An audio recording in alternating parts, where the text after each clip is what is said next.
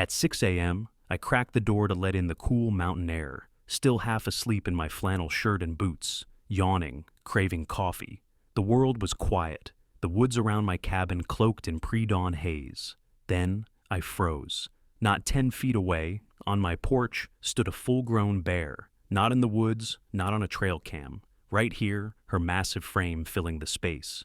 She didn't growl, didn't charge, just stood there, shaking, her breath heavy, her fur matted and wet in patches. Her eyes, glistening like cracked glass, held a grief I'd never seen in an animal. Then I saw it. A cub in her mouth, limp, legs dangling like string, head lolling, motionless. My heart slammed against my ribs. Every instinct screamed to slam the door, grab the rifle by the kitchen wall. But something stopped me. This wasn't a threat. This was a mother, teetering on an edge I couldn't name. Slowly I stepped back. She followed, 1 step, 2, then laid the cub gently on the porch's weathered boards.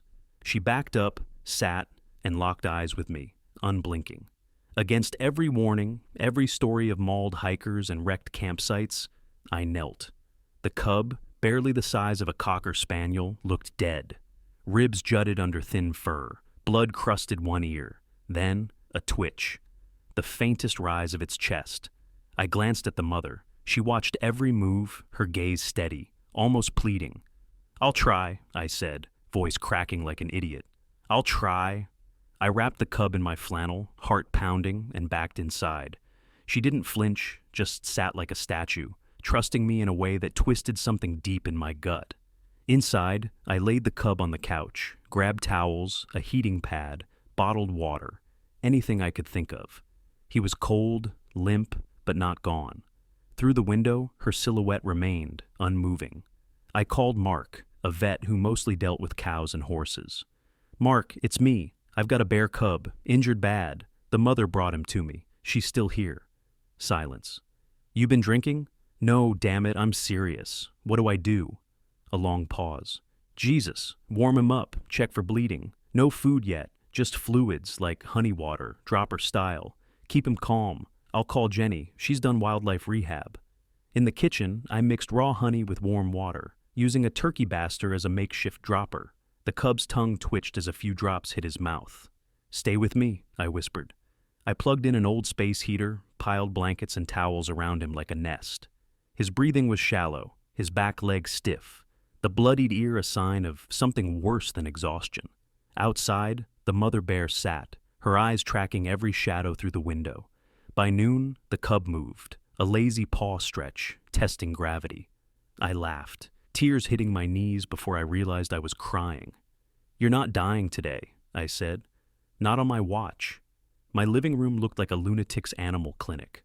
Blankets everywhere, towels piled high, the heater humming. His leg was bleeding again, a tear, maybe a bite, swollen red. Infection could kill him faster than cold. I dabbed peroxide on a rag, touched the wound. He flinched. Good. Pain meant he was fighting. A soft grunt came from outside. She hadn't moved, her massive frame coiled, eyes locked on the house. "He's still with us," I said through a cracked door. "Barely, but here." She didn't growl, just breathed, heavy and steady. Mark called back. "Jenny says you're insane, but she's driving up with meds. She'll be there by nightfall. Keep him warm, no sudden moves, no solid food. And don't open that door wide. That mom won't stay calm forever." I sat by the cub, giving him more honey water. His tongue flicked, weak but present. Night crept in, shadows shifting. He opened one eye, just one, and looked at me. Not wild, not tame, just there. "You're not alone, little guy," I whispered. He blinked, then drifted off. For the first time, I thought he might make it. Not a promise, just a maybe. The next morning, I woke on the floor, neck stiff, head pounding. The cub's eye was open again, locked on me. He shifted, a deliberate scratch at an itch, the first real movement. My heart leapt. "All right, buddy," I said, wrapping him in a blanket. "Time for real help."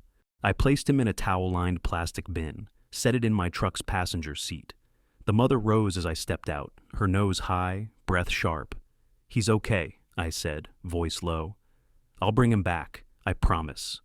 She didn't move, just stared as I drove off, every nerve screaming I'd end up on the news, mauled for stealing a cub.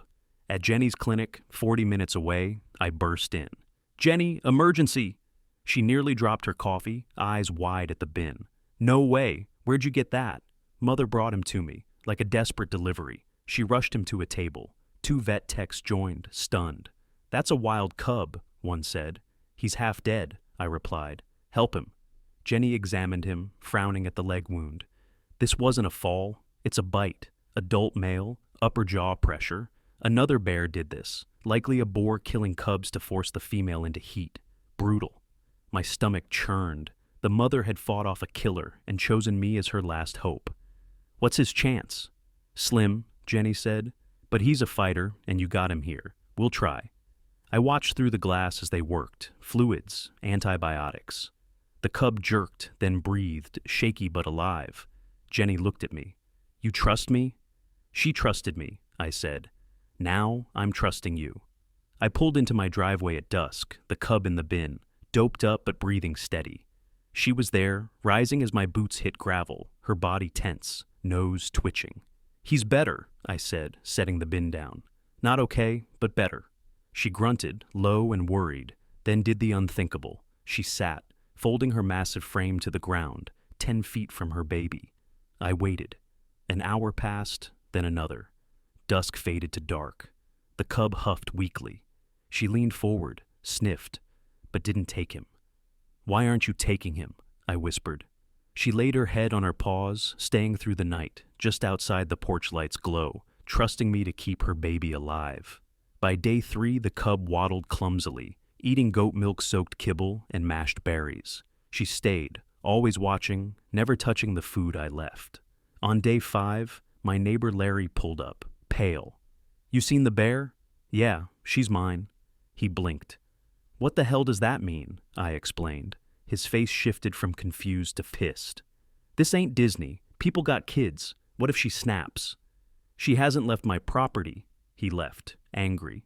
2 hours later, Deputy Morales arrived. "You harboring wildlife, Mike?" "Not exactly." I told her everything. She listened, arms crossed. "You're lucky no one's hurt. But this is a problem. She's wild. If this turns bad, it's on you." "I know. Let it fall." She sighed. "I'll hold off the state, but you need an endgame. Fast." The next morning, Morales was back. "Wildlife unit's coming tomorrow. They'll tranquilize and relocate her unless you act." I looked at the bear, curled under the pines, waiting. Inside, the cub batted a tennis ball, stronger but caught between worlds, half wild, half mine. "Time to go home, kid," I muttered. I drove him to a thick forest, opened the bin. He blinked, sniffed, then looked at me. A crunch of branches, she was there, 30 feet away, breath misting, their eyes met. He cried out, a tiny gasp. She approached, sniffed him, then nudged him toward me, then back. He pressed his head against my chest. She made a soft sound, turned, and vanished into the trees. He didn't follow. 2 months later, the cub stays. He's not a pet, not tame, but not wild. He sleeps under the porch, chases squirrels, stares at the tree line, waiting for her. I leave berries out, keep the porch light on, listen for her in the dark. Sometimes I find a clean kill, a rabbit, untouched. She's watching, letting him stay, but not letting him forget. He's enough, but the story isn't over, not yet.